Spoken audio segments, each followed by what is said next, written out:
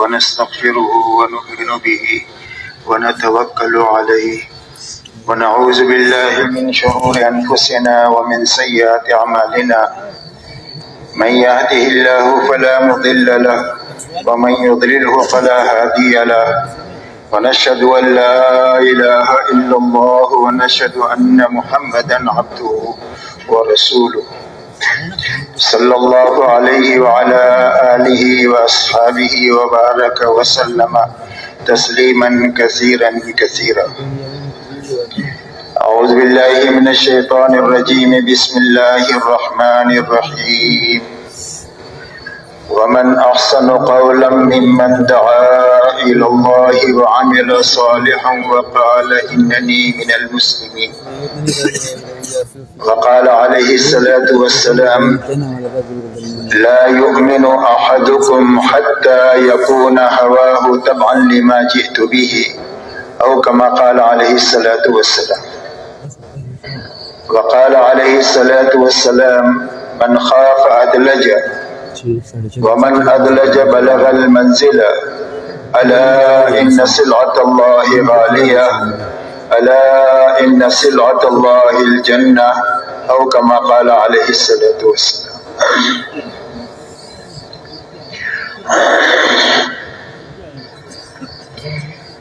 میرے محترم بزرگ اور دوستو، بات کے شروع ہونے سے پہلے چند باتیں اچھی طرح ہم سمجھ لیں تاکہ ان ساری مجالس میں بیٹھنے کا پورا نفع ملے. سب سے پہلی بات تو یہ ہے کہ ہر مجلس میں شروع سے لے کر اخیر تک رہیں تاکہ پوری بات کو سنیں، پوری بات کو سمجھیں. جب پوری بات سنیں گے اور سمجھیں گے تو ہی عمل پورا ہو سکے گا.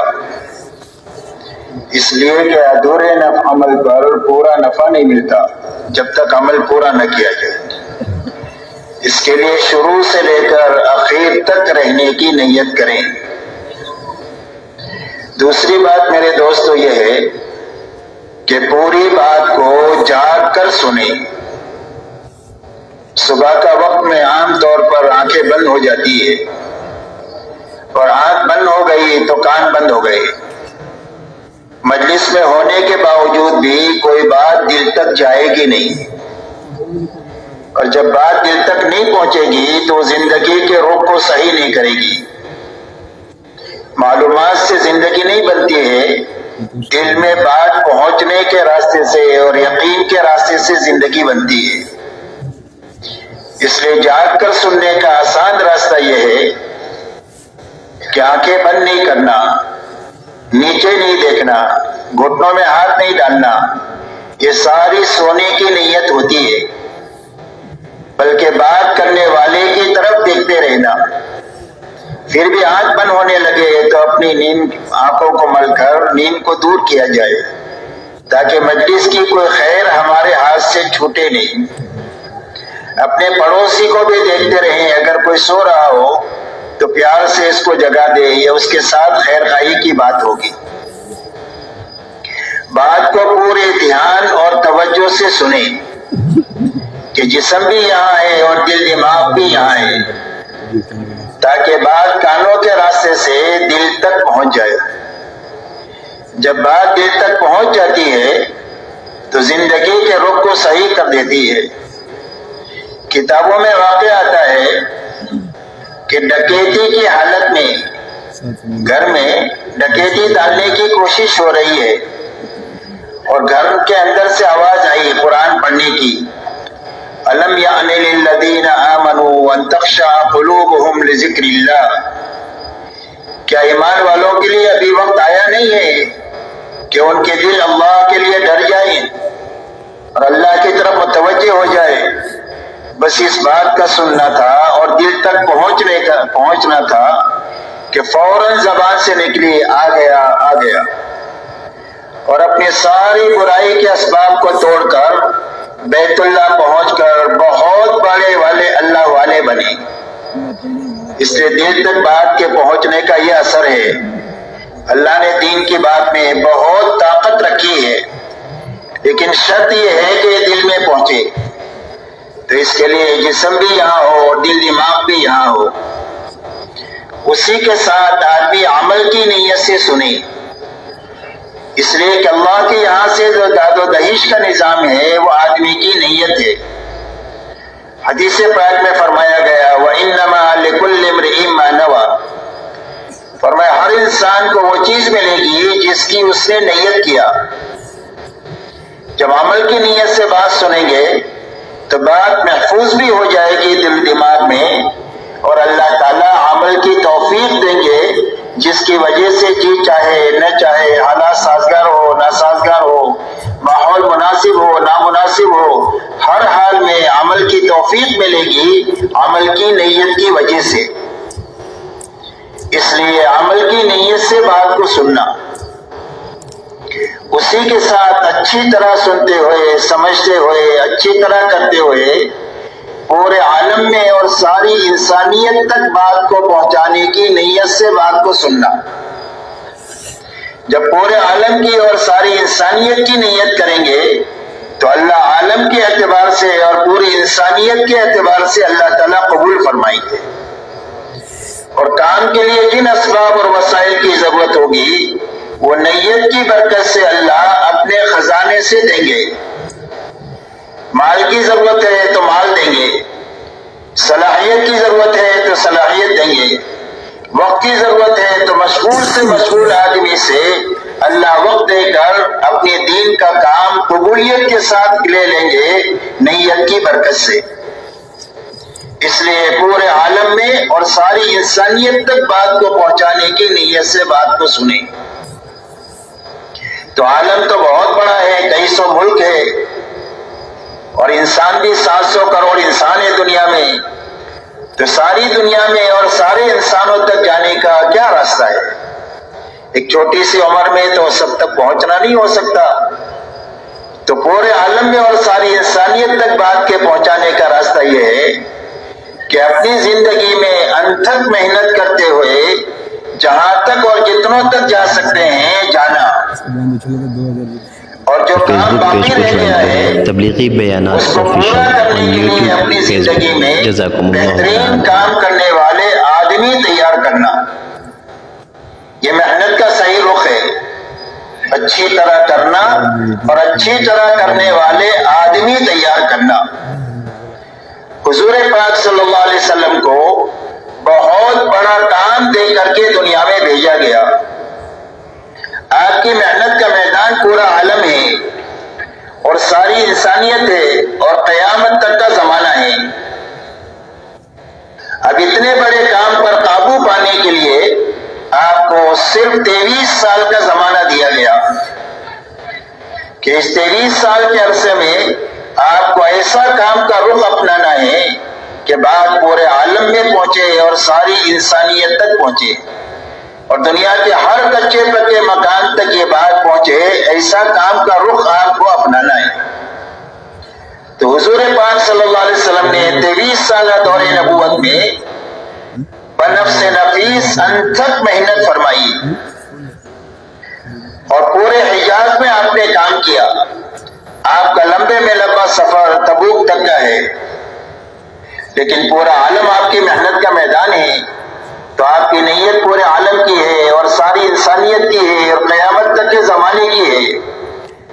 تو آپ کی نیت کی برکت یہ ہے کہ دنیا میں قیامت تک جو خیر نظر آئے گی وہ آپ کی نیت کی برکت سے اور محنت کی برکت سے آئے گی.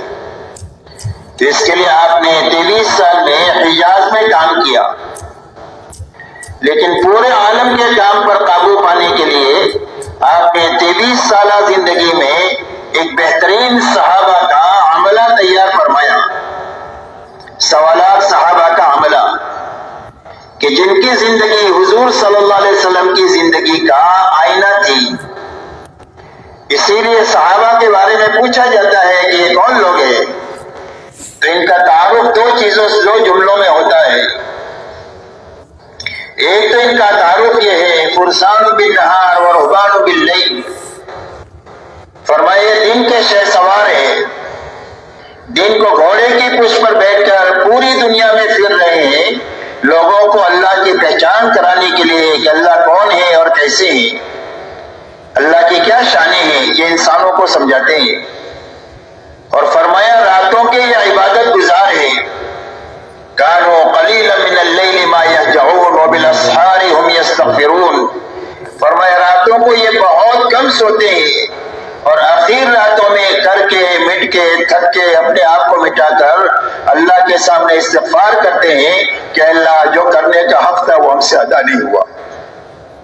فرمایا بسام بالنہار وبکام باللیل، دن کو حشاش بشاش اللہ کے دین کا کام کرنے والے ہیں اور راتوں کو اللہ کے سامنے بہت زیادہ رونے والے ہیں۔ یہ آپ کی دو صفتیں بڑی تھی زندگی میں، وہ دونوں صحابہ میں منتقل ہوئی۔ آپ کا دن دعوت اور تعلیم کے لیے اللہ نے آپ کو داعی اور معلم بنا کر کے بھیجا تھا، تو دن کا اکثر وقت دعوت اور تعلیم پر خرچ ہوتا تھا، اور رات کا بڑا حصہ آپ کا اللہ کے سامنے کھڑا ہونے میں، اللہ کے سامنے آہوازاری کرنے میں، قرآن پاک کے پڑھنے میں خرچ ہوتا تھا، یہاں تک کہ آپ کے پیروں پر ورم آ جاتے تھے۔ یہ آپ کی رات ہے اور یہ آپ کا دن ہے، اور یہی دونوں چیزیں آپ کے عملے میں منتقل ہوئی، ان کا دن دعوت اور تعلیم میں اور ان کی رات اللہ کے سامنے عبادت میں۔ اس لیے میرے دوستو کام کا صحیح رخ یہ ہے کہ اچھی طرح سمجھ کر کام کرتے ہوئے اچھی طرح کام کرنے والے آدمی تیار کر کے مرنا، بانج بن کر کے آدمی نہیں مرنا چاہیے کہ زندگی بھر تبلیغ میں رہے اور ایک آدمی بھی نہیں بنا، یہ تبلیغی بانج پنا ہے، بلکہ اپنی زندگی میں کام کا بہترین عملہ تیار کر کے مرنا تاکہ اطمینان سے جی بھی سکے اور اطمینان کے ساتھ مر بھی سکے۔ اس لیے ان باتوں کو سامنے رکھ کر پوری بات کو سننا ہے، کیوں رہیں گے انشاءاللہ آخر تک۔ اللہ تعالیٰ قبول فرمائے۔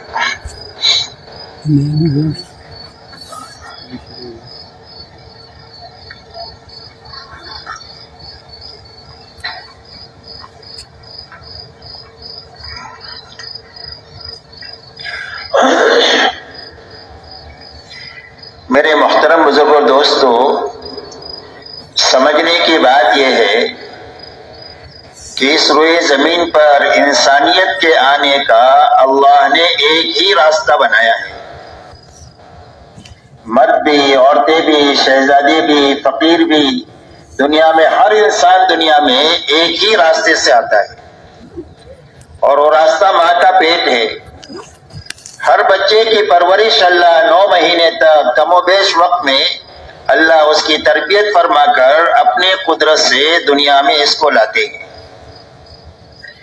ایسے ہی اس دنیا سے اپنی زندگی پوری کر کے آخرت کی کبھی نہ ختم ہونے والی زندگی کی طرف جانے کے لیے بھی ایک ہی راستہ ہے، اور وہ راستہ موت کا راستہ ہے۔ ہر انسان موت کے راستے سے آخرت کی زندگی کی طرف منتقل ہوتا ہے۔ ایسے ہی آنے اور جانے کے بیچ کی جو چھوٹی سی زندگی ہے اور موت کے بعد کبھی نہ ختم ہونے والی آخرت کی زندگی ہے، جس زندگی کے بارے میں اللہ والے یہ فرماتے ہیں کہ اگر آسمان اور زمین کے درمیان کی خالی جگہ کو رائی کے دانوں سے بھر دیا جائے اور ایک پرندہ 1000 سال میں ایک دانہ کھائے تو ہو سکتا ہے کہ خرب خرب سال میں جا کر یہ دانے ختم ہو جائے، لیکن انسان کی زندگی جو موت کے بعد شروع ہوگی وہ زندگی ختم نہیں ہوگی۔ تو یہ دونوں زندگیوں کے بنانے کے لیے اللہ تعالیٰ نے اپنے پاس سے دین اتارا ہے، اور اپنی سنت روئے زمین پر یہ جاری فرمائی ہے کہ جو دینداری کے ساتھ جیے گا اور جو دینداری پر مرے گا، اللہ اس کی دنیا بھی اچھے سے اچھی بنا دیں گے اور اس کی آخرت بھی اچھے سے اچھی بنا دیں گے۔ اور جو بے دینی کے ساتھ جیے گا یا بے دینی پر مرے گا تو اللہ نتیجتاً اس کی دنیا بھی اجاڑیں گے اور اس کی آخرت ایسی اجڑے گی کہ اس کے بعد کبھی بھی آبادی نہیں ہوگی۔ قیامت تک کے آنے والی انسانیت کو یہ بات سمجھانے کے لیے اللہ تعالیٰ نے قرآن پاک میں انبیاء علیہم السلام اور ان کے ماننے والوں کے واقعات کو بیان فرمایا ہے کہ ہر زمانے میں ان کی تعداد تھوڑی بھی رہی اور اسباب اور وسائل کے اعتبار سے بہت ہی کمی رہی، لیکن اس کے باوجود نتیجتاً اللہ تعالیٰ نے ان کو چمکا دیا۔ بھلے کچھ دنوں ان کے اوپر تکلیف کے حالات آئے، لیکن نتیجے میں اللہ نے ان کو کامیاب بھی کیا، ان کو چمکا بھی دیا۔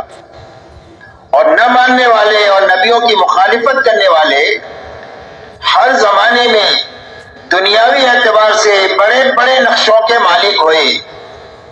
کسی کے پاس ملک کا نقشہ ہوا، کسی کے پاس مال کا نقشہ ہوا، کسی کے پاس تجارت کا نقشہ ہوا، کسی کے پاس میں باغات کے نقشے ہوئے، کسی کے پاس میں وزارت کے عہدے ہوئے، غرض کسی کے پاس اکثریت ہوئی۔ غرض یہ کہ بڑے بڑے ان کے پاس وسائل ہوئے، لیکن نتیجتاً اللہ نے ان کو اجاڑ دیا، اور آخرت کے اجڑنے کی نبی کی زبانی اللہ نے خبر دیا۔ اور قرآن پاک میں ارشاد فرمایا فَكُلًّا أَخَذْنَا بِذَنبِهِ فَمِنْهُمْ مَنْ أَرْسَلْنَا عَلَيْهِ حَاصِبًا وَمِنْهُمْ مَنْ أَخَذَتْهُ الصَّيْحَةُ وَمِنْهُمْ مَنْ خَسَفْنَا بِالْأَرْضِ وَمِنْهُمْ مَنْ أَغْرَقْنَا وَمَا كَانَ اللَّهُ لِيَظْلِمَهُمْ وَلَكِنْ كَانُوا أَنفُسَهُمْ يَظْلِمُونَ۔ اللہ جل شانہ فرماتے ہیں ان میں کے ہر ایک کی ہم نے پکڑ کیا، اور پکڑنے کی بنیاد کیا ہوئی؟ فرمایا نافرمانی والی اور گناہوں والی زندگی ہوئی، جس کی بنیاد پر ہم نے ان کی پکڑ کیا۔ ان میں سے کسی پر ہوا کے عذاب کو بھیجا، جس نے ان کو اکھاڑ کر کے ایک دوسرے کے ساتھ ٹکرا کر موت کے منہ میں لے لیا۔ کسی پر فرشتے کی صیحہ اور چیخ کو مسلط کیا، جس سے ان کے کلیجے پھٹ گئی۔ کسی کو زمین کے اندر میں دھسایا اور کسی کو پانی میں ڈبایا۔ اور اللہ فرماتے ہیں اللہ کسی پر ظلم نہیں کرتے ہیں، یہی لوگ ہیں جنہوں نے اپنی اللہ کی نافرمانی کر کر اللہ کے عذاب کا اپنے آپ کو مستحق بنایا۔ اس لیے بنیادی بات یہ سمجھنے کی ہے اور پوری امت کو اور امت کے راستے سے ساری انسانیت کو سمجھانی ہے کہ اللہ کے یہاں سے کامیابی کا ایک ہی راستہ ہے، اور وہ صرف دین کا راستہ ہے۔ رہا دنیا میں جتنے اسباب ہیں چھوٹے بڑے، جس میں لوگ اپنی روزی روٹی کی تلاش میں لگتے ہیں، یا دنیا میں جتنے حالات انسانوں پر آتے ہیں اچھے یا برے، ان اسباب اور حالات کا تعلق نہ تو کامیابی کے ساتھ ہے نہ تو ناکامی کے ساتھ ہے، بلکہ ان کے گزارے کے لیے ہے اور ان کے امتحان کے لیے ہے۔ اللہ ہر انسان کو چھوٹے بڑے سبب میں رکھ کر اور اچھے برے حالات سے گزار کر کے آزمانا چاہتے ہیں کہ ہر آدمی اللہ کے حکم پر چلتا ہے یا اپنی خواہش پر چلتا ہے، اپنے حال کو سامنے رکھ کر چلتا ہے یا حال پر اللہ کی طرف سے آنے والے حکم کو پورا کر کے چلتا ہے۔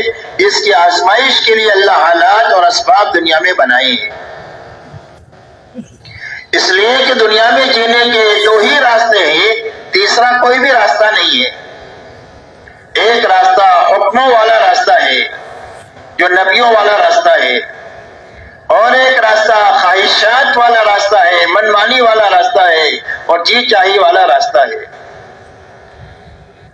اسی لیے اللہ تعالیٰ نے ان باتوں کو اچھی طرح سمجھانے کے لیے ہم سے جو پہلے لوگ گزرے ہیں، حضرت داؤد علیہ السلام اور حضرت سلیمان علیہ السلام کے پاس میں ملک کا بہت بڑا نقشہ تھا، اور اللہ نے ملک کے اس نقشے میں ان کو کامیاب کر دیا۔ اور فرعون اور نمرود کے پاس میں بھی ملک کا بہت بڑا نقشہ تھا، اللہ نے ان دونوں کو ملک میں رکھ کر اللہ نے ان کو ناکام بنا دیا۔ مال کا بہت بڑا نقشہ قارون کے پاس تھا، اس کے خزانے کی چابیاں ایک طاقتور جماعت اٹھایا کرتی تھی، آپ انداز لگائے اس کا کتنا بڑا خزانہ ہوگا، لیکن اللہ نے اس کو اس کے خزانے کے ساتھ زمین میں دسایا ہے، اور قیامت تک یہ دستہ ہی چلا جائے گا۔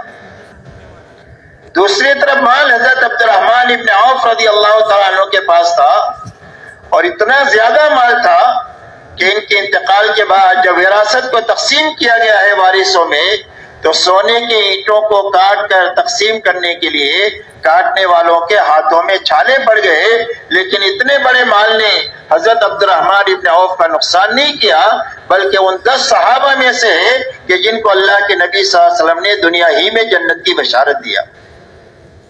اسی لیے فرمایا نعم المال الصالح للرجل الصالح، فرمایا حلال مال ہے اور نیک آدمی ہے تو کیا حرج کی بات ہے، اس لیے کہ اس حلال مال سے وہ کام کیے جا سکتے ہیں جو بغیر مال سے نہیں ہو سکتے۔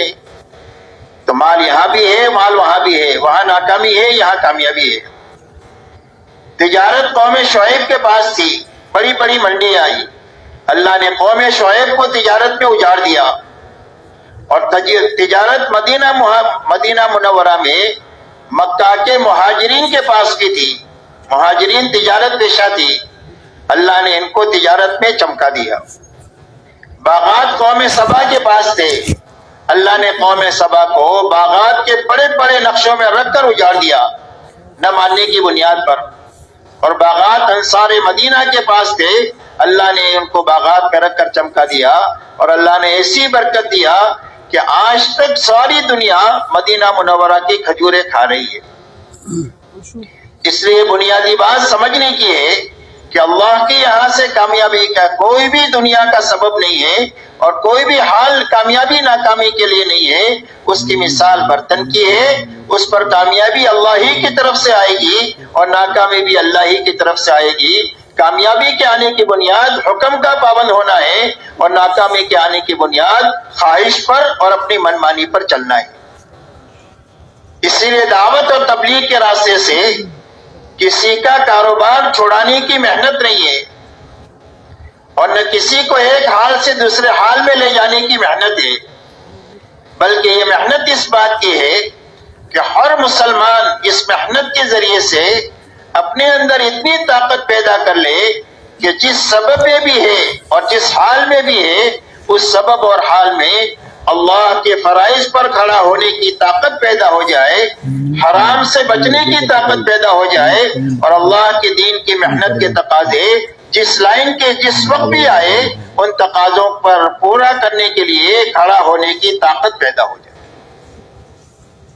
اس طاقت کے پیدا کرنے کے لیے دعوت اور تبلیغ کی محنت ہے، اس لیے کہ جس کام میں بھی آدمی اللہ کے فرائض کی ادائیگی کے ساتھ اور حرام سے بچتے ہوئے اور اللہ کے دین کی محنت کے تقاضوں کو پورا کرتے ہوئے چلے گا، اللہ تعالیٰ اس کے دین پر تو دیں گے ہی دیں گے، لیکن اس کے دنیا کے کام پر بھی اللہ اس کے بڑے بڑے انعامات دیں گے۔ اسی لیے آتا ہے حدیث پاک میں کہ ایک سچا اور امانت دار تاجر کل قیامت کے دن نبیوں کے ساتھ، صدیقین کے ساتھ اور شہداء کے ساتھ اٹھایا جائے گا۔ اس کی تجارت کی وجہ سے وہ آخرت میں اتنا اونچا مقام اس کو عطا فرمائیں گے، حکم پورا کرنے کی برکت سے، سچائی اور امانت داری کی وجہ سے۔ ایک کسان کھیتی کرتا ہے، جب تک کھیتی ہری بھری رہتی ہے وہ تسبیح کرتی رہتی ہے اور اس کا ثواب کسان کو ملتا ہے۔ اگر اس کھیت میں سے جانور دانہ چگ جائے یا چور چوری کر جائے، فرمایا اس کے اوپر اس کو صدقے کا ثواب ملے گا۔ ایک غریب آدمی ہے، مزدور آدمی ہے، روز کماتا ہے، روز کھاتا ہے، لیکن حکم کی پابندی کے ساتھ کماتا ہے اور حکم کی پابندی کے ساتھ جیتا ہے، تو فرمایا شام کو تھک ہار کر کے اپنے مقدر کی روزی لے کر گھر پر واپس آئے گا اور اللہ کے خزانے سے مغفرت اور بخشش بھی لے کر آئے گا، اللہ اس کے سارے گناہوں کو بھی معاف فرما دے۔ ایک حاکم حکومت کرتا ہے لیکن انصاف کے ساتھ کرتا ہے، اللہ کی مخلوق کے اوپر بھلائی، ہمدردی، خیرخواہی کے ساتھ حکومت کرتا ہے، تو فرمایا قیامت کے دن جو 7 آدمیوں کو اللہ تعالیٰ عرش میں جگہ دیں گے، اس کے اندر میں وہ حاکم ہوگا کہ جو حکومت انصاف کے ساتھ اور انسانیت کے ساتھ ہمدردی کے ساتھ کرے گا۔ اس لیے میرے دوستو، یہ محنت اس بات کی ہے کہ ہر فرد امت میں پورے دین پر چلنے کی طاقت پیدا ہو جائے، اس لیے کہ مسلمان کسی بھی حال میں ناکام نہیں ہو سکتا ہے، شرط یہ ہے کہ وہ دیندار ہو۔ اسی لیے حدیث پاک میں آتا ہے کہ دنیا میں 4 قسم کے لوگ ہیں. ایک قسم تو وہ ہے کہ جس کے نصیب میں اللہ نے مال لکھا ہے اور وہ مالدار ہے، اس لیے کہ مال کا تعلق محنت سے نہیں ہے اور مال کا تعلق آدمی کی عقل سے بھی نہیں ہے کہ بہت عقل والا ہے اس کے لیے مالدار ہے، یا یہ بہت محنت کر رہا ہے اس کے لیے مالدار ہے، بلکہ مال کا تعلق اللہ کی تقسیم سے ہے. اور اللہ تعالیٰ تقسیم کے اندر میں علیم بھی ہے اور حکیم بھی ہے. تو اپنے علم اور حکمت سے کسی کو کم دیتے ہیں، کسی کو زیادہ دیتے ہیں. کسی کے لیے کم ہی مفید ہوتا ہے، اگر زیادہ مال آ جائے تو سرکش بن جائیے، اور کسی کے لیے زیادہ مناسب ہوتا ہے اگر اس کے ہاتھ سے مال نکل جائے تو کفر کے قریب چلا جائے. تو اللہ انسانوں کی مصلحت کو سامنے رکھ کر اپنے علم اور حکمت سے کم زیادہ دیتے ہیں اللہ تعالیٰ.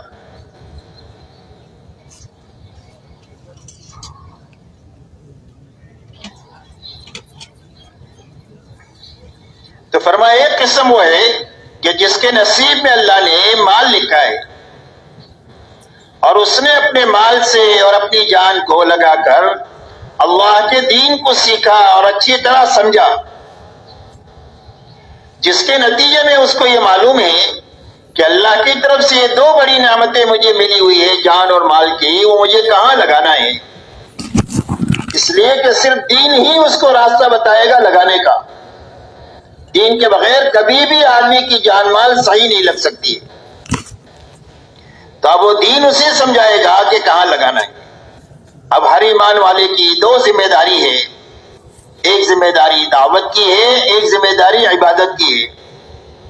اب وہ اپنی جان اور مال کو دعوت کے سارے تقاضوں پر جب کبھی بھی آتے ہیں پورے نشاط کے ساتھ اور پوری بشاشت کے ساتھ لگاتا ہے، اور جب جب بھی عبادت کے لائن کے احکامات آتے ہیں تو عبادت پر اپنی جان اور مال کو یہ لگاتا ہے جیسا اللہ چاہتے ہیں.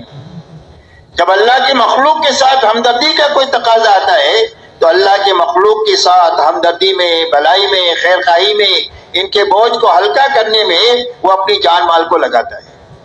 فرمایا دنیا میں ایک قسم یہ ہے. دوسری قسم دنیا میں وہ ہے کہ جس کے نصیب میں اللہ نے مال نہیں لکھا، جس کی بنا پر وہ غریب ہے، ضرورت تو اس کی بھی پوری ہوگی، ضرورت اس کی بھی پوری ہوگی، ضرورت کسی کی اٹکے گی نہیں، اس لیے کہ اللہ تو سب کے رب ہے. مالدار کی بھی رب ہے اور غریب کے بھی رب ہے، غریب کے بھی رب ہے. یہ ہو نہیں سکتا ہے کہ مالدار کو کھلائے اور غریب کو نہ کھلائے. صرف فرق اتنا ہے کہ مالدار زردہ پلاؤ لے گا یا چٹنی روٹی کھا لے گا، اور وہ بھی کھانے کا نظام صرف یہاں تک ہے، نیچے جانے کے بعد اس کو بھی گندگی بننا ہے، اس کو بھی گندگی بننا ہے. رہا انسان کے لیے جس طاقت کی اور قوت کی ضرورت ہے وہ زردہ پلاؤ سے بھی اس کو اتنی ہی ملے گی اور چٹنی روٹی سے بھی یہی ملے گی، اس لیے کہ کھانے میں اللہ نے طاقت نہیں رکھی ہے، قوت اللہ کے خزانے سے آتی ہے. تو اس لیے اللہ سب کے رب ہے، اس کی ساری ضرورتیں اللہ پوری کریں گے. فرق اتنا ہے ادنا اور اعلیٰ کا. لیکن اس غریب نے اپنی جان لگا کر کے دین کو سیکھ لیا اور سمجھ لیا کہ اس غربت میں اللہ سے بڑے بڑے انعامات کے لینے کا کیا راستہ ہے. اس لیے کہ دین کے سیکھنے کے لیے زیادہ مال کی ضرورت نہیں ہوتی ہے، اپنی جان لگانے کی ضرورت ہوتی ہے. ایک آدمی پورے دارالعلوم کے چلانے کا خرچ برداشت کرے، لیکن اپنی ذات سے بیٹھ کر اگر یہ سورہ فاتحہ نہیں سیکھے گا تو سورہ فاتحہ اس کو یاد نہیں ہوگی پورا دارالعلوم چلانے کے نتیجے میں. اس لیے جان لگانا کے ذریعے سے آدمی کی زندگی میں دین کی پختگی آتی ہے مال کے ساتھ بھی. تو اس غریب نے اپنی جان لگا کر کے دین کو سیکھا، اور پھر اب دین سیکھنے کے لیے پیدل چل سکتے ہیں. سواری تو ہماری راحت کے لیے ہے، پیدل چل کر کے چلتے ہوئے جماعتیں دین سیکھتی ہے، دعائیں سیکھتی ہے، فرائض سیکھتے ہیں، واجبات سیکھتے ہیں، 6 نمبر سیکھتے ہیں، آخرت کے اوپر حدیثیں ہیں اس کو سیکھتے ہیں، جنت جہنم کے حالات کو سیکھتے ہیں. اس لیے کہ سیکھنے کا راستہ پیدل کا بہت زیادہ ہے بنسبت سواری کے. اسی لیے پچھلے زمانے میں ایک مرتبہ ایک جماعت کی کارگزاری ہوئی. ان سے پوچھا گیا کہ تم نے 40 دن کے اندر میں کتنا خرچ کیا؟ تو پہلے زمانے کی بات ہے، شروع زمانے کی. تو جماعت نے یہ بتایا کہ ہر ساتھی کا چلے میں 2 روپیہ خرچ ہوا. کتنے روپے کا چلہ؟ 2 روپے کا چلہ. تو پوچھنے والوں نے یہ پوچھا کہ گاڑی کھڑی رہتی ہوگی مسجد کے سامنے جو آپ کو ایک جگہ سے دوسری جگہ منتقل کرتی ہوگی جیسے ابھی ہو رہا ہے، اور کھانے کے لیے روز دعوتیں ہوتی ہوگی بستی والوں کی طرف سے. تو جماعت نے کہا ایک دن دعوت نہیں ہوئی، ایک دن گاڑی نہیں آئی. پورے 40 دن میں ہم پیدل چلے، تہجد پڑھ کر کے نکل جاتے تھے سیکھتے سکھاتے ہوئے، اور چند گھنٹوں کے بعد اپنی بستی میں پہنچ کر کے وہاں محنت کرتے. محنت کے بعد 2 بجے کے قریب 2 ساتھی طے ہوتے جو باغ میں جا کر امرود لے کر کے آئے، جو اس زمانے میں چند پیسوں میں امرود کی ٹوکری مل جاتی تھی. بولے سارے ساتھی بیٹھ کر کے یہ امرود کھا لیتے تھے. یہی دوپہر کا کھانا ہے، یہی ناشتہ ہے، یہی رات کا کھانا ہے. پورے 40 دن کیسے گزارے؟ ایک ٹائم امرود کھا کر کے، اور پورے 40 دن پیدل چل کر کے جو ہے وہ گزارے، لیکن بہت بڑا دین کا حصہ حاصل کر کے آئے. تو اب ایک آدمی غریب ہے لیکن اس نے دین سیکھا. تو اب جب یہ مالدار دیندار کو دیکھتا ہے کہ یہ تو اللہ کے دین کے تقاضوں پر اور اللہ کے دین کی محنت کے تقاضوں پر اتنا لگاتا ہے، اگر اللہ مجھے بھی دیتے تو میں بھی اتنا ہی لگاتا جتنا ہی لگاتا ہے. تو حدیث پاک میں آتا ہے فَكِلَاهُمَا فِي الْأَجْرِ سَوَاءٌ، فرمایا اس مالدار دیندار کو لگانے پر جتنا اللہ دیں گے، اس غریب کی اس تمنا پر، اس آرزو پر کہ میرے پاس ہوتا تو میں بھی لگاتا، اللہ اس کو بھی اتنا ہی اجر عطا فرمائے.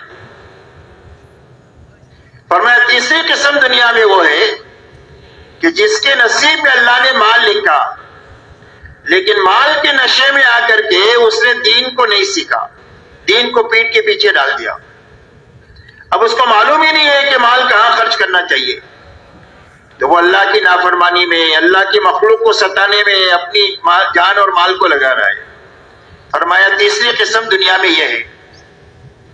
چوتھی قسم دنیا میں وہ ہے کہ غریب ہے، اس کے نصیب میں مال اللہ نے لکھا نہیں ہے، لہذا وہ غریب ہے، لیکن اس غریب میں جان لگا کر کے دین نہیں سیکھا،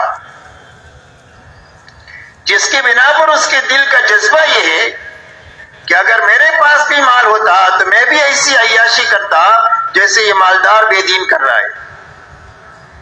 تو حضور پاک صلی اللہ علیہ وسلم ارشاد فرماتے ہیں فَكِلَاهُمَا فِي الْوِزْرِ سَوَاءٌ، فرمایا وبال کے اعتبار سے یہ دونوں برابر ہیں. جو پکڑ اور عذاب اس مالدار بے دین کا ہوگا، وہی غریب کا اس اندر کے دل کے جذبے کی وجہ سے اس کی بھی وہی پکڑ ہوگی. اس لیے میرے دوستو بنیادی بات یہ ہے کہ اللہ کے یہاں سے کامیابی کا، چمکنے کا، پھلنے اور پھولنے کا ایک ہی راستہ ہے اور وہ دین کا ہے. دوسری بات میرے دوستو یہ سمجھنی ہے کہ دین پر اللہ کی طرف سے کامیابی اس وقت ملے گی جب زندگیوں میں دین پورا ہو. اگر زندگیوں میں دین ادھورا ہے تو دنیا میں نقد مصیبتیں آئے گی اور آخرت میں جزا اور سزا کا معاملہ ہوگا. یہ ضابطے کی بات ہے، باقی اللہ کسی کو معاف کر دے تو اللہ کو کوئی بھی پوچھنے والا نہیں ہے. لیکن ضابطے کی بات یہ ہے کہ دین کی کمی کی وجہ سے دنیا میں حالات آئیں گے. اسی لیے فرمایا ما اصاب من مصیبت فبما کسبت ایدیکم ویعفو عن کثیر. فرمایا جو مصیبت بھی دنیا میں تمہارے پر آ رہی ہے، فرمایا تمہارے ہاتھوں کے کاموں کی وجہ سے آ رہی ہے، غلط کاموں کی وجہ سے. اور بہت ساری غلطیاں تو وہ ہے جو اللہ معاف فرما دیتے ہیں، ورنہ آدمی کے لیے جینا مشکل ہو جاتا. تو دنیا میں ادھورے دین پر مصیبتیں آئے گی. آج دنیا میں مصیبتوں کی بنیاد ملک و مال کی کمی نہیں ہے، بلکہ دین کی کمی کی وجہ سے یہ مسائل ہے، یہ حالات ہیں اور یہ پریشانیاں ہیں. اس لیے میرے محترم دوستو پورے دین پر اللہ کی طرف سے کامیابی آئے گی، اللہ کی طرف سے وعدے پورے ہوں گے۔ اس لیے کہ اللہ تعالیٰ نے دین کے اوپر، دین کے ہر عمل پر آخرت کے بنانے کا وعدہ بھی کیا ہے اور دنیا کا بھی وعدہ کیا ہے۔ فرمایا ایک آدمی اللہ کا ذکر کرتا ہے تو ذکر سے کیا ہوگا؟ فرمایا جنت میں اس کے لیے پودے لگیں گے اور ایک ایک پودا اتنا بڑا ہوگا کہ ایک تیز رفتار گھوڑا 100 سال تک اس کے سائے میں دوڑتا رہے تو سایہ ختم ہو کر بھی نہیں دے گا۔ یہ ایک سبحان اللہ کا بدلہ ہے، تو آخرت میں یہ انعام ملے گا۔ اور دنیا میں فرمایا دنیا میں ذکر کی بنیاد پر اللہ دلوں کو اطمینان عطا فرمائیں گے۔ ملک و مال سے اطمینان نہیں ہوتا، وسائل راحت کے ہو سکتے ہیں لیکن راحت نہیں آ سکتی، اسباب اطمینان جمع کیے جا سکتے ہیں لیکن اطمینان نہیں آ سکتا، اس لیے کہ راحت صرف اللہ کے خزانے سے آتی ہے۔ اس لیے اگر آپ دنیا پر نگاہ ڈالیں گے تو دنیا میں جتنی خودکشیاں ہو رہی ہے وہ غریب نہیں کر رہے ہیں بلکہ وہ لوگ کر رہے ہیں جن کے پاس بہت زبردست مال کے وسائل ہے، زبردست ان کے پاس بینک بیلنس ہے اور زبردست ان کے پاس سامان ہے، لیکن ان کے دلوں میں اتنی تنگی ہے کہ جو جینے کے بجائے مرنے کو پسند کرتے ہیں اور خودکشی کر کے مر جاتے ہیں۔ اس لیے یہ دل دنیا کا نفع ہے اور یہ آخرت کا نفع ہے۔ فرمایا نماز کی وجہ سے بے حساب جنت میں داخل کریں گے، پل صراط پر بجلی کی طرح گزار دیں گے۔ دنیا میں کیا ہوگا؟ فرمایا دنیا میں روزیوں میں برکت نماز کی وجہ سے آئے گی۔ ایسا ہر عمل کا نفع کہ ہر عمل کے اندر میں اللہ نے آخرت میں بھی دینے کا وعدہ کیا اور دنیا پر بھی دینے کا وعدہ کیا کہ دنیا بھی اسی راستے سے بنے گی اور دین بھی جو ہے وہ اور آخرت بھی اسی راستے سے بنے گی۔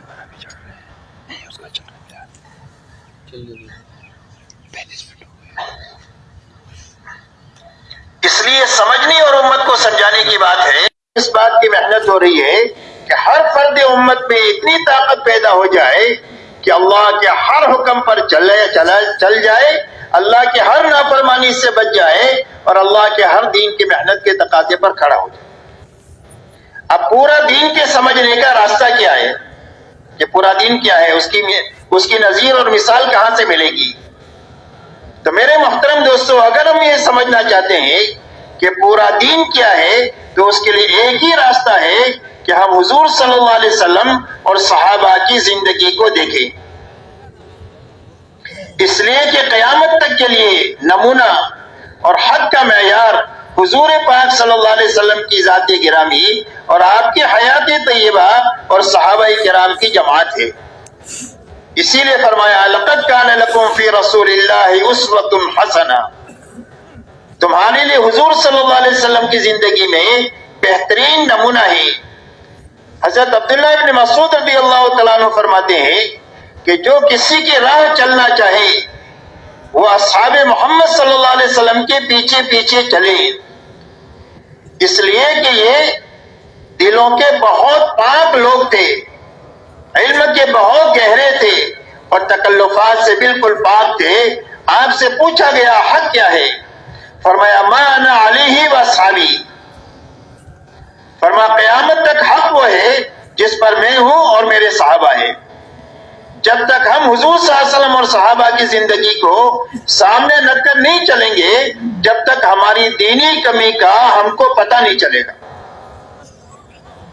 اس لیے کہ آج ہماری دیکھنے کا معیار یہ ہے کہ دنیا کے معاملے میں ہم اپنے سے اوپر والوں کو دیکھتے ہیں، 100 پتی 1000 پتی کو دیکھے، 1000 پتی لکھ پتی کو دیکھے، لکھ پتی کروڑ پتی کو دیکھے، کروڑ پتی ارب پتی کو دیکھے، ارب پتی خرب پتی کو دیکھے، خرب پتی ملک والے کو دیکھے کہ میرے پاس تو مال ہی ہے، میرے پاس تو کوئی پاور نہیں ہے۔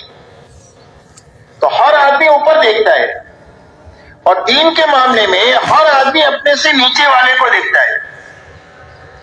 ایک آدمی 5 وقت کا نمازی ہے تو وہ 3 وقت والے کو دیکھتا ہے، الحمدللہ میں تو 5 وقت کا نمازی ہوں۔ بہت سارے مسلمان صرف 3 وقت کے پڑھتے، 3 وقت والے جمعہ والوں کو دیکھتے ہیں، ہم تو 3 وقت کے پڑھتے ہیں۔ کتنے مسلمان صرف جمعہ میں آتے ہیں اور جمعہ والے ان کو دیکھتے ہیں جو جمعہ بھی نہیں پڑھتے،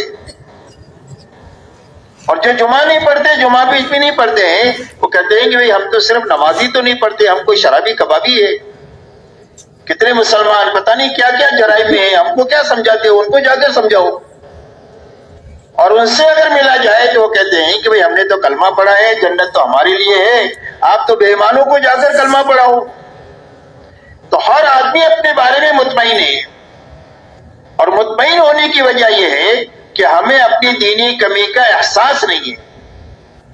احساس اس لیے نہیں ہے کہ ہم نیچے دیکھتے ہیں، اوپر نہیں دیکھتے. حالانکہ حکم یہ ہے کہ دنیا کے معاملے میں اپنے سے نیچے والوں کو دیکھا جائے. جب دنیا کے معاملے میں سے اپنے سے نیچے والوں کو دیکھا جائے گا تو ہمارے اندر صبر اور شکر کی کیفیت پیدا ہوگی. اور اللہ تک پہنچنے کے یہ دو راستے ہیں، ایک شکر کا ہے اور ایک صبر کا ہے. تو جب دنیا کے معاملے میں اپنے سے نیچے والوں کو دیکھیں گے اور دین کے معاملے میں اپنے سے اوپر والوں کو دیکھیں گے، یعنی حضور صلی اللہ علیہ وسلم اور صحابہ کو دیکھیں گے، تو اللہ تعالی ہمیں ایک تو دینی کمی کا احساس ہمارے اندر پیدا کریں گے، اور ایک صبر اور شکر کی کیفیت اللہ ہمارے اندر پیدا فرمائے جو اللہ تک پہنچنے کا راستہ ہے. اس لیے میرے محترم دوستو، یہ حکم ہے کہ دنیا کے معاملے میں نیچے دیکھا جائے، دین کے معاملے میں اوپر دیکھا جائے. جو اس طریقے سے زندگی گزارے گا اس کا شمار شاکرین میں سے ہوگا اور اس کا شمار صابرین میں سے ہوگا. اگر یہ بات نہیں پیدا ہوئی اور ہم نے اوپر نہیں دیکھا، اپنے ماحول ہی سے دین کو سمجھنے کی کوشش کیا، تو میرے دوستو غلط فہمی کے ساتھ زندگی گزرے گی اور اسی پر موت آئے گی. آدمی سمجھے گا میں حق پر ہوں، حالانکہ باطل پر ہوگا، اس لیے کہ اپنے ماحول سے دین کو سمجھا ہی نہیں جا سکتا اور اپنی کمی کا پتہ چل ہی نہیں سکتا ہے، اور غلطی پر ہوگا اور اپنے آپ کو صحیح سمجھتا رہے گا، ہدایت پر سمجھتا رہے گا. اور اسی حالت میں اگر موت آ گئی تو پھر کل قیامت کے دن یہ خون کے آنسو روئے گا، لیکن اس کے آنسوں کا پوچھنے والا کوئی نہیں ہوگا.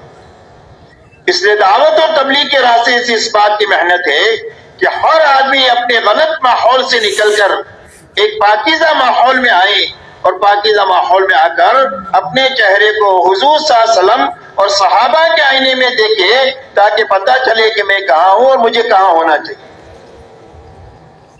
اس لیے میرے دوستو ابھی تک چل اسی کی وجہ سے وہ جب شیئر کرتا آتا ہے. اچھی طرح یہ ہمیں سمجھنا ہے کہ حضور صلی اللہ علیہ وسلم اور صحابہ کرام رضی اللہ تعالیٰ عنہ کی زندگی کی کیا بنیادیں تھی. آپ کی بنیادوں میں سب سے پہلی بنیاد یہ تھی لا الہ الا اللہ محمد رسول اللہ.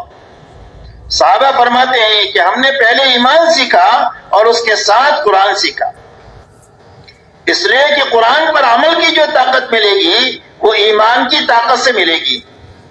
13 سالہ مکی زندگی میں ایمان کی محنت ہے، مغیبات کے تذکرے ہیں، اللہ کی قدرت کے اور خزانوں کے تذکرے ہیں کہ جس کے ذریعے سے اللہ کے حکموں پر چلنے کی طاقت پیدا ہوئی، اور جتنی طاقت پیدا ہوتی گئی اتنے اللہ کی طرف سے احکامات آتے گئے، اور جب طاقت پیدا ہوتے ہوئے اعمال آتے گئے تو وہ اعمال عمل میں بھی آتے گئے احکامات. اور 23 سال میں استعداد مکمل ہوئی، اور 23 سال میں قرآن کا اترنا بھی مکمل ہوا، اور 23 سال کے اندر میں قرآن پر عمل بھی مکمل ہو گیا. ان کے بارے میں آتا ہے کانو کتاب اللہ یمشون الارض، زمین پر اللہ کی چلتی پھرتی کتاب تھی. کسی سے پوچھا گیا تمہارا قرآن کہاں ہے جو آسمان سے اترا؟ تو ایک صحابی کی طرف اشارہ کیا کہ یہ ہمارا چلتا پھرتا قرآن ہے. یعنی قرآن میں اللہ نے جن چیزوں کے کرنے کا حکم دیا ہے وہ ساری چیزیں اس کی زندگی میں، اور ان سب کی زندگی میں جن چیزوں سے بچنے کے لیے کیا اس سے ان کی سب کی زندگیاں پاک ہے. جن صفات سے متصف ہونے کے لیے اللہ نے کہا ہے ان صفات سے یہ متصف ہے، جن صفات سے دور رہنے کا حکم دیا گیا ہے ان صفات سے ان کی زندگیاں پاک ہے. یہ قرآن پاک ہے جو زمین پر چل پھر رہا ہے. اس لیے سارے صحابہ کے بارے میں آتا ہے کانو کتاب اللہ یمشون الارض، فرمایا زمین پر اللہ کی چلتی پھرتی کتاب تھی. تو پورا قرآن عملی طور پر زندگی میں آنے کا اور دین کی محنت کے تقاضوں پر کھڑے ہونے کا سب سے پہلا راستہ یہ ہے کہ ہر ایمان والے کا کلمہ ٹھیک ہو جائے. اسی لیے فرمایا الایمان ما وقر فی القلب وصدقہ العمل. فرمایا ایمان کیا ہے؟ فرمایا ایمان یہ ہے کہ دل میں یہ بات راسخ ہو جائے. ایمان کا تعلق دل سے ہے. موت کے وقت میں آدمی کی زبان سے وہ بات نکلے گی جو اس کے دل میں ہے. اگر دل میں اللہ ہے تو اللہ نکلے گا, دل میں دنیا ہے تو موت کے وقت میں آدمی کی زبان سے دنیا نکلے گی. تو فرمایا ایمان وہ ہے جو دل میں راسخ ہو اور 24 گھنٹے کا عمل اس کے ایمان کی تصدیق کرے کہ یہ ایمان والا ہے. اس لیے کہ دنیا میں اللہ نے جتنے انسان بنائے ہیں سب ایک ہی جیسے بنائے ہیں. سب کے 2 ہاتھ ہیں, سب کے 2 پیر ہیں, سب کی 2 آنکھیں ہیں, سب کے 2 کان ہیں, سب ایک ہی جیسے بنائے ہیں. تو اس ایمان کا اور کفر کا پتہ کیسے چلے گا؟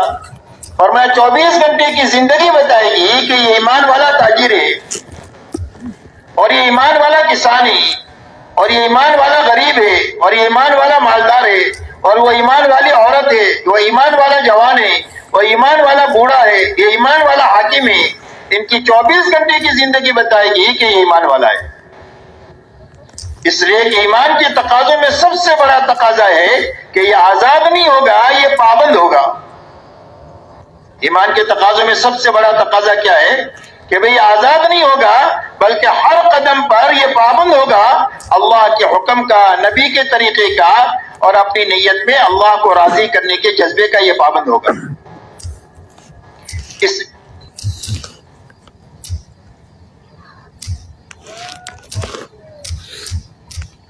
اس لیے میرے دوستو سب سے پہلی بنیاد لا الہ الا اللہ محمد رسول اللہ ہے کہ سب سے پہلے ہر انسان کا یقین یہ بنے کہ میری زندگی کے بننے کا تعلق ملک و مال سے نہیں ہے, ڈگری اور عہدوں سے نہیں ہے, چیزوں اور سامانوں سے نہیں ہے.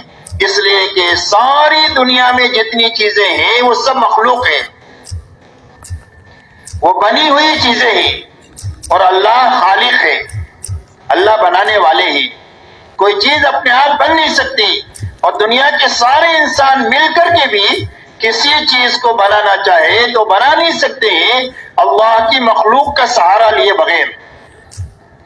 دنیا کے سارے انسان مل کر اللہ کی مخلوق کا سہارا لیے بغیر ایک بال نہیں پیدا کر سکتے, ایک بال نہیں پیدا سکتے. ہاں مخلوق مصنوعی بال بنا سکتے ہیں اللہ کی مخلوق کا سہارا لے کر, اس لیے کہ بنانا صرف اللہ ہی کی شان ہے. ہاں انسان کے بس میں یہ ہے کہ اللہ نے جن چیزوں کو بنایا ہے ان کو آپس میں جوڑ کر کوئی شکل دے دے. پلاسٹک اللہ نے بنایا, انسان کے بس میں اتنا ہے کہ اس کو جوڑ کر کرسی بنا دے, صوفہ بنا دے, جگ بنا دے. لیکن پلاسٹک بنانا یہ انسان کے بس میں نہیں ہے. ایک ذرہ پلاسٹک کا سارے انسان مل کر بنا نہیں سکتے. انسان کے بس میں اللہ نے یہ دیا ہے کہ لوہا اللہ نے بنایا, اس کو جوڑ کر ٹرین کی اور تیز رفتار سواری کی شکلیں دے دے. لیکن لوہے کا ذرہ سارے انسان مل کر کے بنا نہیں سکتے. ایسا ہی لکڑی ہے, کشتی میں جوڑ کر کے کشتی بنا دے, کرسی بنا دے, صوفہ بنا دے, لیکن لکڑی کا ذرہ سارے انسان مل کر بنا نہیں سکتے ہیں. اس لیے کہ بنانا صرف اللہ ہی کی شان ہے. اس لیے اللہ خالق بھی ہے, اللہ مالک بھی ہے. کوئی بھی چیز بننے کے بعد میں اللہ کی ملکیت سے نکل نہیں سکتی. جس کسی کے بھی ہاتھ میں ہو اور دنیا کے جس کسی بھی کونے میں ہو, اس کے مالک صرف تنے تنہا اللہ ہے, اور اس پر صرف ایک اللہ ہی کی چلتی ہے. ایسا نہیں ہے جیسے دنیا میں ہوتا ہے کہ ایک آدمی نے گاڑی بنائی, دوسرے آدمی نے گاڑی خرید لیا, تو بنانے والے کی ملکیت ختم ہو گئی, اب خریدار مالک ہے. ایک آدمی نے گھڑی بنائی, دوسرے آدمی نے خرید لیا, تو بنانے والے کی ملکیت ختم ہو گئی, اب خریدار مالک ہے. لیکن کائنات کی جتنی بڑی چھوٹی بڑی چیزیں جہاں کہیں بھی ہے اور جس کسی کی بھی ہاتھ میں ہے, تنے تنہا اس کے مالک صرف اللہ ہے, اور اسی اللہ ہی کی اس پر چلتی ہے, اسی اللہ ہی کی اس کے پر چلتی ہے. اس کی جس کے ہاتھ میں ہے اس کی نہیں چلتی. آئے دن آپ دنیا میں دیکھتے ہیں کہ ایک آدمی ریوالور خریدتا ہے اپنی حفاظت کے لیے, اور ایک دن آتا ہے کہ اپنی کمپیٹی پر رکھ کر یہ خودکشی کر لیتا ہے کہ بھئی واقعات سننے دیکھنے میں آتے ہی نہیں آتے پڑھنے میں. تو اس نے خریدا تھا حفاظت کے لیے، لیکن اس کی ہلاکت کا سامان بن گیا، اس لیے کہ ہاتھ میں اس کے ہیں لیکن اس پر چلے گی اللہ کی. ایک آدمی مال محنت کر کے کماتا ہے، چور اچکوں کی نظر پڑ جاتی ہے، جو مال اپنے راحت کے لیے بناتا ہے وہی اس کی ہلاکت کا سامان بن جاتا ہے کہ بھئی آئے دن یہ دیکھتے کہ نہیں دیکھتے. ایک آدمی اپنے بچوں کو پال پوس کر بڑا کرتا ہے اپنے بڑھاپے کے سہارے کے لیے، اور یہی بچے اس کے لیے بڑھاپے میں وبال جان بن جاتے ہیں. یہ اس بات کو بتلا رہا ہے کہ دنیا میں جو کوئی بھی جس کسی کے پاس میں بھی ہے وہ اس کی ملکیت نہیں ہے، اس کے مالک تنے تنا اللہ ہے. اللہ جو چاہے گا وہ اس میں سے نکلے گا. اسی لیے موسیٰ علیہ السلام کو اللہ تعالیٰ نے یہ پوچھا کہ موسیٰ تمہارے دانے ہاتھ میں کیا ہے؟ تو موسیٰ علیہ السلام نے جواب دیا کہ یہ تو میری لاٹھی ہے، میں اس سے بکریوں کے لیے پتے جاڑتا ہوں، اس کے اوپر ٹیک لگاتا ہوں اور بہت سارے اس سے میرے کام نکلتے ہیں. تو اللہ تعالیٰ نے کہا کہ اس کو زمین پر ڈال دیجیے. جب زمین پر ڈال دیا تو ایک بہت بڑا اژدہا بن گیا. اب موسیٰ علیہ السلام کہہ رہے تھے میری وہ پیچھے ہٹ رہے، اس سے ڈر کے مارے. یہ فطری بات ہے، سانپ سے ڈرنا تو کوئی نبوت کی شان کے خلاف نہیں ہے، بہرحال پیچھے ہٹ رہے. تو اللہ نے کہا کہ اس کو پکڑ لو، ہم اس کو پہلی حالت پر لوٹا دیں. جب پکڑ لیا تو اس کو پھر لاٹھی بن گئی. تو اللہ نے اس بات کو بتلایا کہ نہ یہ لاٹھی ہے نہ یہ سانپ ہے، یہ کیا ہے؟ اللہ جو چاہے وہ ہے.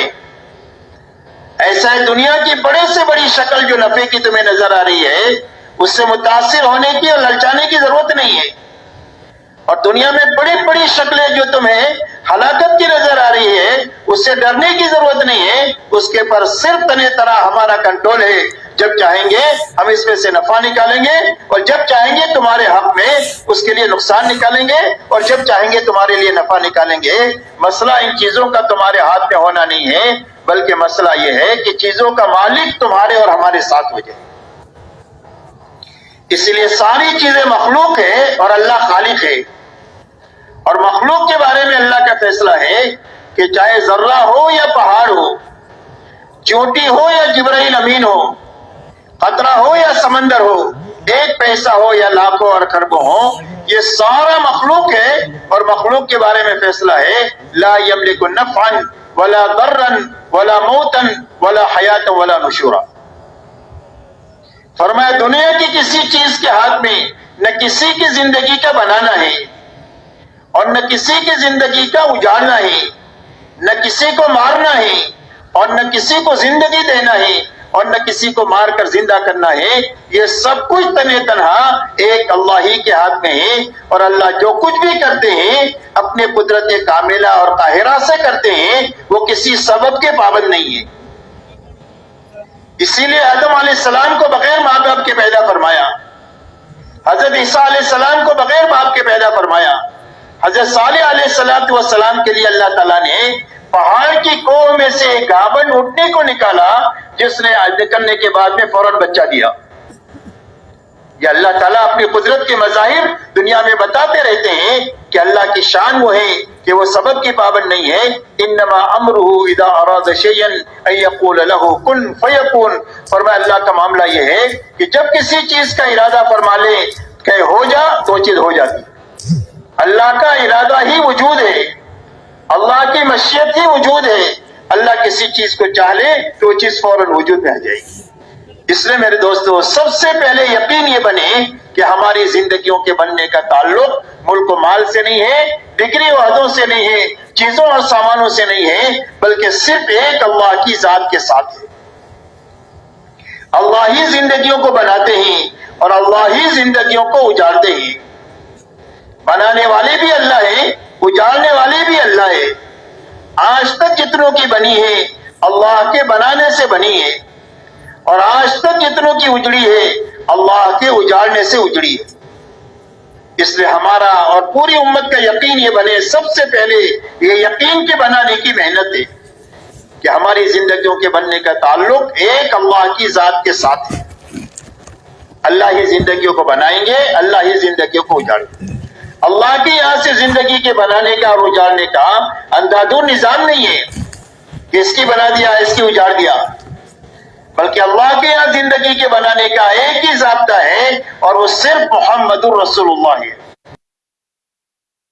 اور جوتا پہننے سے لے کر نماز تک اور شادی بیاہ سے لے کر حکومت کرنے تک اپنی زندگی کے ہر حرکت اور سکون میں جو محمدی بن کر کے جیے گا اور محمدی بن کر کے مرے گا, اللہ اس کی زندگی کو بنا دیں گے. جھوپڑے میں ہے تو جھوپڑے میں بنا دیں گے, اور محل میں ہے تو محل میں بنا دیں گے. رعیت ہے تو رعیت کی بنا دیں گے, اور حاکم ہے تو حکومت کی بنا دیں گے. شرط یہ ہے کہ محمدی بن کر جیے اور محمدی بن کر کے مرے. اس لیے کہ اللہ والا بننے کا شارٹ کٹ راستہ اور معمول راستہ, سارے خطرات سے محفوظ راستہ یہ سنت والا راستہ ہے کہ جو آدمی اپنی 24 گھنٹے کی زندگی میں حضور صلی اللہ علیہ وسلم کے نقش قدم پر چلے گا اور آپ کی لائی ہوئی زندگی کے مطابق زندگی گزارے گا, اللہ اس کی زندگی کو بنا دیں گے اور اللہ اس کو اللہ والا بنا دیں گے. اللہ والا بننے کا راستہ کیا ہے؟ محمدی بننا, یہ اللہ والا بننے کا راستہ ہے. اسی لیے اللہ فرماتے ہیں قل ان کنتم تحبون اللہ فاتبعونی یحببکم اللہ. اے ہمارے نبی جی, آپ ہمارا شاہی فرمان انسانوں کو سنا دیجئے کہ اگر تمہیں اللہ سے محبت کا دعویٰ ہے تو اس کی دلیل یہ ہے کہ میرے پیچھے پیچھے چلو. کس کے پیچھے پیچھے چلو؟ حضور صلی اللہ علیہ وسلم کے پیچھے پیچھے چلو. فرمایا جب میرے پیچھے پیچھے چلو گے تو اللہ تمہیں اپنا محبوب بنا دے گا, اور جب تم اللہ والے بن جاؤ گے اتباع کے راستے سے تو اللہ تمہارا ہو جائے گا, اور جب اللہ تمہارا ہو جائے گا تو پورا عالم تمہارا ہے. اگر اللہ تمہارے ہیں تو پورا عالم تمہارا ہے. عالم کی ہر چھوٹی بڑی چیز آپ کی تائید میں, آپ کی موافقت میں, آپ کے کام آنے میں, آپ کے نفع پہنچانے میں استعمال ہوگی. آپ کو تکلیف پہنچانے کے لیے وہ استعمال نہیں ہو سکتی. اور اگر کوئی آپ کو تکلیف پہنچانے کے در پہ ہو جائے تو اللہ فرماتے ہیں من عاد لی ولیا فقد آذنتہ بالحرب, جو میرے ولی کو ستائے میں اس کے ساتھ میں اعلان جنگ کرتا ہوں. اسی لیے کتابوں میں واقع آتا ہے کہ ایک اللہ والے جا رہے تھے, سامنے سے ایک آدمی اپنی عورت کے ساتھ آ رہا تھا. اللہ والوں کی پیر کی ٹھوکر سے مٹی اڑی, اس عورت کے کپڑے پر آ کر لگی تو اس کے یار کو غصہ آیا, اس نے اٹھا کر ایک تماچا مار دیا. اللہ والوں مارنے والا دھڑام سے گرا اور مر گیا. عورت نے شور مچایا, مار دیا مار دیا مار دیا. لوگ جمع ہوئے بھی کیا ہوا کیا ہوا, تو کوئی بتانے والا نہیں کیا ہوا. اللہ والوں نے بتایا کہ بھائی ہوا کچھ بھی نہیں ہے, اس کے یار کو غصہ آیا اس نے مجھے مارا, اور ہمارے یار کو غصہ آیا اس نے اس کا کام تمام کر دیا. تو ہمارے یار کون ہے؟ اللہ ولی الذین آمنوا, اللہ ایمان والوں کے ولی ہے, دوست ہے, مددگار ہے, معاون ہے, کاموں کے بنانے والے ہیں. اللہ تعالیٰ ہر ایمان والا ولایت کے مقام تک پہنچ سکتا ہے, اور اس کے پہنچ جانے کا راستہ سنت کا اتباع ہے کہ جو سنت والی زندگی اپنائے گا اللہ تعالیٰ ایک تو سب سے پہلے سنت کا اثر یہ ہوگا کہ نیک لوگوں کے دلوں میں اللہ اس کی محبت ڈال دے گا, برے لوگوں کے دلوں میں اللہ اس کا رعب ڈال دیں گے. کوئی فاسق اور فاجر اور بے ایمان ان کے ساتھ ہاتھ ملا کر بات نہیں کر سکتا ہے, اللہ وہ رعب ان کے دلوں میں ڈال دیں گے. اللہ روزیوں میں برکت عطا فرمائیں گے, اور اللہ تعالیٰ دین میں پختگی عطا فرمائیں گے, مضبوطی عطا فرمائیں گے. دنیا کی کوئی طاقت بھی اس کو دین سے ہٹا نہیں سکتی ہے, اتنی طاقت اللہ سنت پر چلنے کی برکت سے اس کو عطا فرمائیں گے. اس لیے میرے دوستو, اللہ والا بننے کا راستہ محمدی بننا ہے, اور اللہ والے بن گئے تو پورا عالم ہمارا ہے, اور پورا عالم ہمارے کام میں لگے گا. آپ اندازہ لگائیں جب صحابہ کا ایمان بنا ہے اور جب صحابہ کا ہدایت معیاری ہدایت بنی ہے, تو آپ دیکھو پورے عالم کو اللہ نے ان کے لیے مسخر کیا. حضرت عمر رضی اللہ تعالیٰ عنہ مدینہ منورہ میں ممبر پر بیٹھ کر کہہ رہے یا ساریہ الجبل, ساریہ ہزاروں میل دور کام کر رہے ہیں, اور ان کی جماعت کو پہاڑ کے پیچھے سے خطرہ ہے دشمن کا. تو حضرت عمر یہاں سے اللہ ان کو دکھا بھی رہا ہے اور ان کی آواز کو حضرت ساریہ تک پہنچا بھی رہے ہیں, اور حضرت ساریہ متنبع ہو کر اپنی جماعت کو خطرے سے نکال بھی رہے ہیں. اللہ فرماتے ہیں کہ جب تم ہمارے ہو تو ہم تمہارے ہیں, اور ہم تمہارے ہیں تو پورے عالم کی ہر چیز تمہاری ہے, وہ تمہارے کام آئے گی. حضرت سعد ابن ابی وقاص رضی اللہ تعالیٰ عنہ 10,000 کی جماعت کے ساتھ سمندر پر ایسا چلے جیسا ہم خشکی پر چلتے ہیں, اور گھوڑوں کے خور بھی اس پر نہیں بھیگے. اللہ نے بتلایا کہ جب تم ہمارے ہو تو پورا عالم تمہارا ہے, اس لیے کہ عالم ہم نے بنایا ہے اور ایمان والوں کے لیے بنایا ہے, نافرمانی کے لیے عالم نہیں بنایا گیا. اللہ کی عبادت کے لیے زمین بنائی گئی ہے, اور عبادت کے وارث اور اس زمین کے وارث فرمایا وَلَقَدْ كَتَبْنَا فِي الزَّبُورِ مِن بَعْدِ الذِّكْرِ أَنَّ الْأَرْضَ يَرِثُهَا عِبَادِيَ الصَّالِحُونَ. فرمایا اللہ نے یہ طے کر لیا ہے کہ زمین کے وارث کون ہوں گے. فرمایا ہمارے نیک بندے زمین کے وارث ہوں گے اور اس کے سیاہ اور سفید کا مالک ہوں گے. شرط یہ ہے کہ وہ محمدی بن کر جیے, محمدی بن کر کے مرے. اسی لیے مدینہ منورہ میں ایک مرتبہ آگ نکلی تو حضرت تمیم داری رضی اللہ تعالیٰ عنہ سے کہا گیا کہ جاؤ اس آگ کو جہاں سے نکلی ہے وہیں دفن کر کے آ جاؤ. تو جس طرح جانور کو ہکالتے ہیں ایسا آگ کو ایسا ہکالتے تھے, اور جہاں سے نکلی تھی وہاں پر اس کو جا کر کے پہنچا کر کے آ گئے. اور میں اللہ تعالیٰ نے جب تم ہمارے ہو تو ہم تمہارے ہیں, اور ہم تمہارے ہیں تو عالم تمہارا ہے. اس لیے میرے دوستو سب سے پہلی بنیاد دعوت اور تبلیغ کی محنت میں اس بنیاد کو زندہ کرنا ہے جو 100% صحابہ میں اعلیٰ درجے پر زندہ تھی, کہ جو ان کو فرائض پر کھڑا کیے ہوئی تھی, حرام سے بچائے ہوئی تھی, اور دین کے ہر تقاضے پر جب کبھی بھی آئے اس کے لیے ان کو کھڑا کرنے والی. اس لیے میرے دوستو سب سے پہلی محنت کلمہ بنانے کی محنت ہے. دوسری محنت میرے دوستو اس بات کی ہے کہ ہر فرد امت میں اللہ کی عبادت زندہ ہو جائے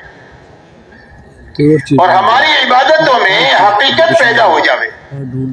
اس لیے کہ اللہ کے خزانوں سے لینے کا راستہ اللہ کی عبادت ہے.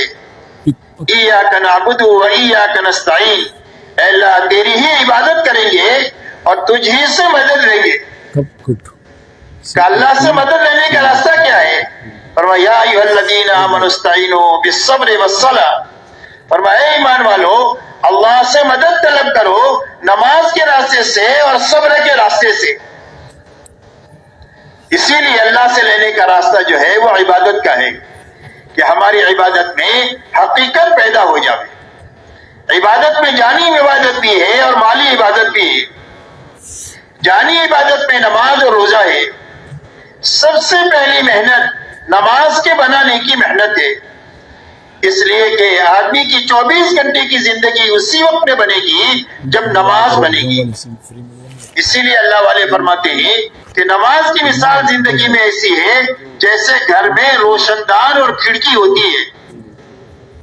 کہ گھر کا دھواں باہر جو جائے گا وہ یہیں سے باہر جائے گا, تازہ ہوا گھر میں جو آئے گی وہ کھڑکی اور روشن دان سے آئے گی.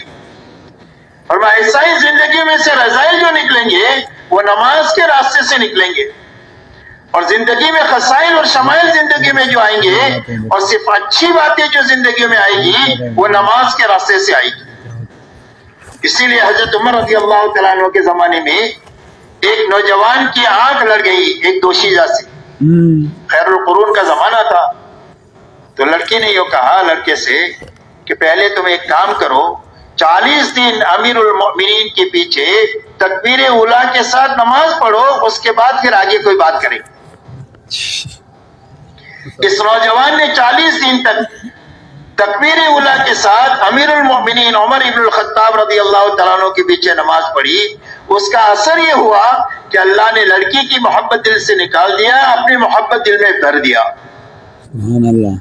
تو زندگیوں میں نکھار لانے کا راستہ نماز کا ہے. تو اپنی نماز پر محنت کر کے ایک تو نماز میں یقین پیدا کرنا کہ ہمارے کام اللہ بنائیں گے اور نماز کے راستے سے بنائیں گے. اس لیے کہ اللہ نے ہمارے سارے کاموں کے بنانے کے لیے ہم کو نماز دیا ہے. حضور صلی اللہ علیہ وسلم کے بارے میں آتا ہے اذا حزبه امر فزع الى الصلاۃ, جب آپ کو کوئی بات درپیش ہوتی تھی تو آپ فوراً نماز کی طرف دوڑ جاتے تھے. آپ کو بارش کی طلب ہے, بارش نہیں ہو رہی ہے تو اس کے لیے صلاۃ الاستسقاء دی گئی. خوف ہے تو صلاۃ الخوف دیا گیا. آپ کو کوئی حاجت درپیش ہے تو 2 رکعت صلاۃ الحاجہ دی گئی. چاند سورج کے گرہن کے اندر چاند اور سورج کے نظام میں گڑبڑ ہو گئی ہے تو اس کے لیے صلاۃ الخسوف دی گئی. غرض یہ کہ ہر مسئلے کے حل کے لیے اللہ نے ہم کو نماز دیا. حضرت عمر رضی اللہ تعالیٰ عنہ کے زمانے میں زبردست قحط سالی ہوئی اور زبردست مدد آئی دنیا سے, لیکن وہ قحط سالی ختم نہیں ہوئی. وہ قحط سالی کیسے ختم ہوئی کہ حضرت عمر رضی اللہ تعالیٰ عنہ نے اپنے ایمان والے ساتھیوں کو لے کر باہر میدان میں نکل کر 2 رکعت نماز پڑھی صلاۃ الاستسقاء, اور اس کے بعد اللہ سے 2 بول کہے, اللہم انا نستغفرک ونستسقیک, اے اللہ ہم آپ سے معافی چاہتے ہیں اپنی غلطیوں کی اور آپ سے بارش طلب کرتے ہیں. بس یہ 2 جو بول کیا کہنے تھے کہ بادلوں میں سے آواز آئی کہ امیر المؤمنین اللہ نے آپ کی فریاد کو سن لیا اور اللہ نے رحمت کی بارش آپ کے لیے بھیج دیا. اور چند مہینے ہوتے ہوتے قحط کا سارا نظام ختم ہو کر خوشحالی کا نظام قائم ہو گیا, اس لیے کہ اللہ تعالیٰ نے تمام تر مسائل کے لیے امت کو نماز عطا فرمائی. اس لیے نماز پر محنت کر کے اپنی نماز میں یقین پیدا کرنا کہ اللہ ہمارے کام بنائیں گے اور نماز کے راستے سے بنائیں گے. زندگی میں جب کبھی بھی چھوٹا بڑا مسئلہ آئے تو ہماری نگاہ اللہ پر جانی چاہیے اور نماز پر جانی چاہیے کہ ہم اپنے اللہ سے پہلے کہیں گے اور نماز پڑھ کر کہیں گے. اللہ نے ہم کو اس کا وعدہ کیا ہے کہ تم ہم سے مدد طلب کرو, نماز کے ذریعے سے اللہ ہماری مدد کریں گے. اللہ پر یقین اور نماز پر یقین. دوسرا, نماز ہمارے لیے بوجھ نہ ہو بلکہ فضائل کے راستے سے ہمارے اندر میں اللہ کے سامنے کھڑے ہونے کا, اللہ کے سامنے سجدے میں پڑے رہنے کا, لمبی لمبی نوافل پڑھنے کا ہمارے اندر میں شوق پیدا ہو جائے کہ اللہ نے کھڑے ہونے کا موقع دیا ہے تو لمبا قیام کیا جائے, بڑی بڑی صورتیں پڑھی جائے نوافل میں, لمبا رکوع کیا جائے, لمبا سجدہ کیا جائے.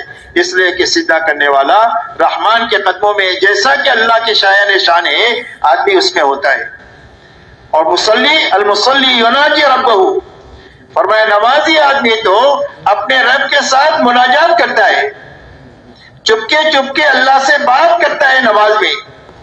جب یہ کہتا ہے الحمدللہ رب العالمین, تمام تعریفیں اس اللہ کے لیے ہیں جو تمام جہانوں کے پالنے والے ہیں, تو اللہ جواب دیتے ہیں حمدنی عبدی. یہ یہاں سے کہتا ہے الحمدللہ رب العالمین, اللہ فرماتے ہیں حمدنی عبدی, میرے بندے نے میری تعریف کیا.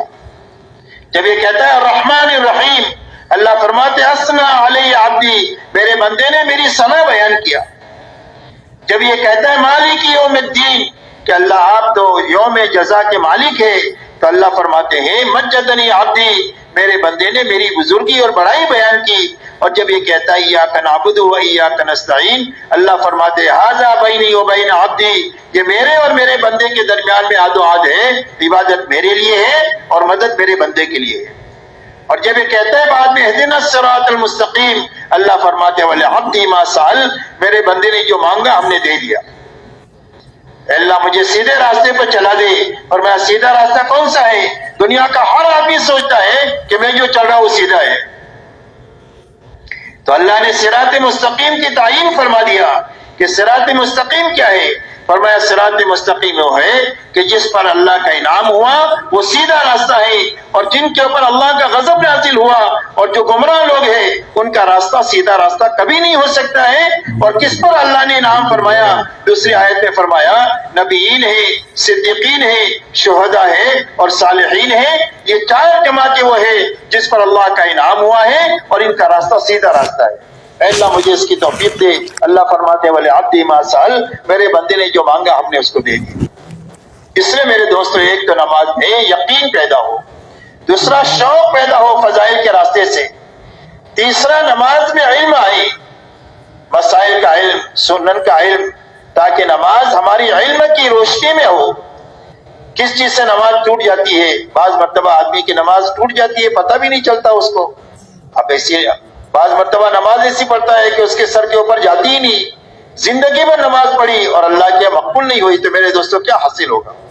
اس لیے اپنی نماز پر محنت کر کے اس کے اندر میں شوق پیدا کرنا, علم حاصل کرنا، علماء کے ذریعے سے مسائل کو سیکھنا، فضائل کی تعلیم کے ذریعے سے اس پر ملنے والے انعامات کو اتنا سننا کہ عمل کے وقت میں اس کا استحضار ہم کو حاصل ہو جائے. اسی کے ساتھ اللہ والا دھیان ہماری نماز میں آ جائے کہ میں اللہ کو دیکھ رہا ہوں اور اللہ مجھے دیکھ رہے ہیں. اگر یہ بات نہیں پیدا ہو تو یہ بات تو ضرور پیدا ہونی چاہیے کہ اللہ تو مجھے دیکھ ہی رہی، اور اللہ کو راضی کرنے کی نیت آ جائے، نماز میں ایمان آ جائے، احتساب آ جائے، علم آ جائے، اور احسان آ جائے، اور اخلاص آ جائے. یہ 5 چیزیں ہیں نماز میں. فرمایا یہ 5 چیزیں نماز میں آ جائے گی تو یہ نماز ایسی بن جائے گی کہ جو چاہے گا اگر اس کے لیے مصلحت ہوگی تو اللہ اس کو دنیا میں اس کے راستے سے دے دیں گے، اور اگر اس کی مصلحت دنیا میں نہیں ہوئی تو اللہ آخرت میں اس کا پورا بدلہ اس کو عطا فرمائے. اسی لیے کتابوں میں واقع آتا ہے کہ ایک صحابی سفر پر جا رہے تھے، ایک ڈاکو نے پکڑ لیا، کہا تم کو قتل کروں گا، تمہارا مال لوں گا. کہا میرا مال لے لے، مجھے مت قتل کر. کہ نہیں، پہلے قتل کروں گا پھر مال لوں گا. کہا اچھا 2 رکعت نماز پڑھنے دی. 2 رکعت نماز پڑھی، اس کے بعد اللہ سے دعا مانگی، یا ودود یا ذو العرش المجید یا فعال لما یرید اسألک بنورک الذی ملأ ارکان عرشک ان تکفینی عن شر ھذا اللص. اللہ کی صفات بیان کرنے کے بعد یہ کہا کہ اللہ تو مجھے اس چور سے نجات دے دے. تو اس دعا سے فارغ ہوتے ہی دیکھا کہ گھوڑ سوار آ رہا ہے، اور اس نے آ کر کے اس چور کے اوپر نیزے سے مار کر اس کو ختم کیا، اور اس کے بعد ان سے یہ کہا کہ میں 4تھے آسمان کا فرشتہ ہوں. جب اللہ نے تم نے دعا مانگی تو وہاں آسمان کے دروازے بجنے لگے، اور ہم نے اللہ سے کہا اللہ آپ کا ایک کمزور بندے کی مدد کے لیے بھیج دے. اللہ نے ہم کو تمہاری مدد کے لیے بھیج دیا. میرے دوستو، دنیا کے بڑے نقشوں سے وہ کام نہیں ہو سکتا ہے جو کام 2 رکعت نماز کے ذریعے سے ہو سکتا ہے. ہمیں اپنے اعمال پر یقین جو آئے گا یہ تعلیم کے حلقوں میں بیٹھ کر اللہ کے وعدے اور وعید کے سننے کے راستے سے یہ یقین بنے گا کہ ہماری زندگی مال سے نہیں بنے گی، ہماری زندگی اعمال سے بنے گی. مال کے اندر میں بھی عمل ہوگا تو مال کام آئے گا، نہیں تو مال جو ہے وبال بنے گا. تو اس لیے ہماری نماز پر محنت، روزہ ایسا اچھا رکھا جائے کہ ہمارے اندر میں تقوی پیدا ہو جائے.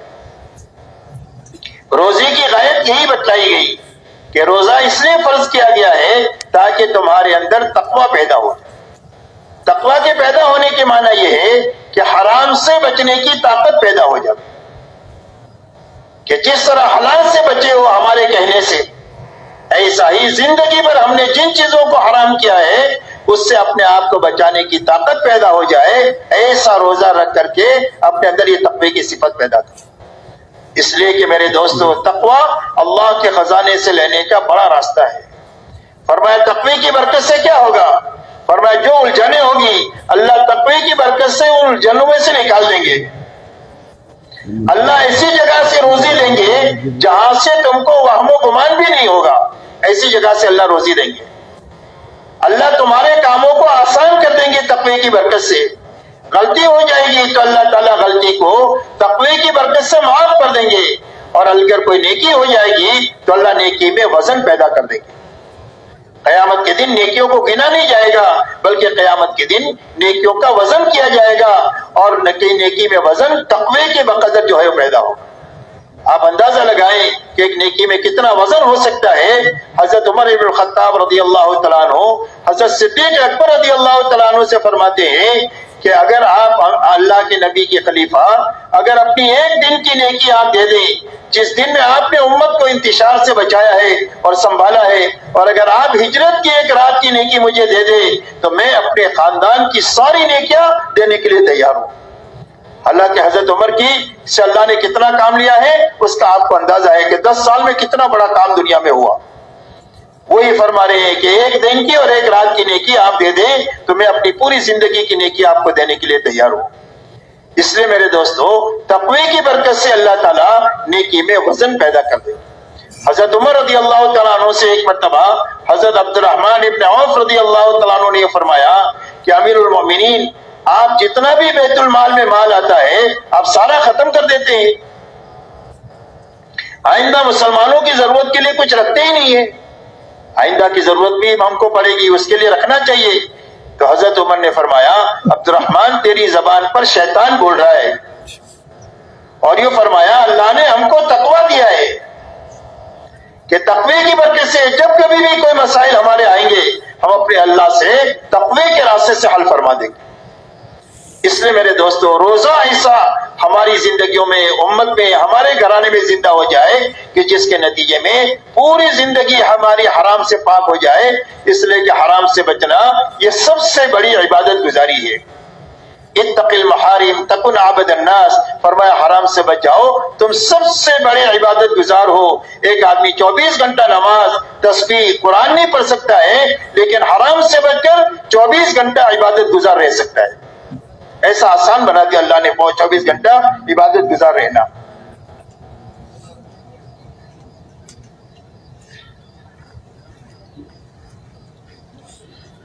اسی کے ساتھ زکوٰۃ مالی عبادت ہے، جس کے پر زکوٰۃ فرض ہے ایسی خوش دلی کے ساتھ زکوٰۃ دے آدمی، سامنے والے کا اپنے اوپر احسان سمجھے کہ اللہ نے میرا فرض اس آدمی کے ذریعے سے ادا کرایا۔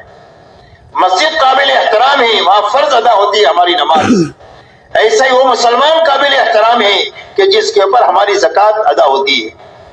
اس پر ہمارا احسان نہیں ہے بلکہ اس کا احسان ہے کہ اس نے زکوٰۃ کے راستے سے میرے مال کو پاک کیا۔ ایسی خوش دلی سے مال دینا کہ ہمارے دلوں کا بخل ختم ہو جاوے، اس لیے کہ بخل جہنم کا درخت ہے اور سخاوت جنت کا درخت ہے۔ مومن کبھی بخیل ہو ہی نہیں سکتا ہے، مومن کبھی بخیل نہیں ہو سکتا ہے، اس لیے کہ موجود کے ساتھ بخل یہ معبود کے ساتھ بدگمانی ہے کہ اللہ نے ابھی دیا ہے پھر کہاں سے دے گا، بلکہ یہ فرمایا انفق ينفق علیک، فرمایا خرچ کرو تمہارے پر خرچ کیا جائے گا۔ انفق یا بلال ولا تخشى من ذی العرش اقلالا، اے بلال خرچ کرتے رہو اور عرش کے مالک سے افلاس کا ڈر مت کرو، اس کے خزانے بھرے ہوئے ہیں۔ جب تم خرچ کرو گے اللہ کی مخلوق پر تو اللہ تعالیٰ اپنے خزانے سے تم کو دیتے رہیں گے، اور اتنا دیں گے کہ کھاتے کھلاتے تھک جاؤ اور صدیوں تک ختم نہ ہو، اللہ اپنے خزانے سے تم کو اتنا دیں گے، صحیح خرچ کی بنیاد پر۔ خرچ کرنے سے مال کم نہیں ہوتا، اسی لیے فرمایا زکوٰۃ سے مال بڑھتا ہے۔ جو زکوٰۃ دینے والے ہیں یہ مال کے بڑھانے کا گر جانتے ہیں کہ مال کے بڑھانے کا راستہ کیا ہے۔ فرمایا مال کے بڑھانے کا راستہ زکوٰۃ ہے اور مال کی حفاظت کا راستہ زکوٰۃ ہے۔ جب مال کی زکوٰۃ نکل جائے گی تو مال محفوظ ہو جائے گا، چور چوری نہیں کر سکتا، ڈاکو ڈکیتی نہیں ڈال سکتا ہے، اور کوئی پانی اس کو ڈبا نہیں سکتا ہے، آگ اس کو جلا نہیں سکتی ہے۔ جس مال کی زکوٰۃ نکل گئی وہ ہر لائن کی مصیبت سے پاک ہو جائے گا مال۔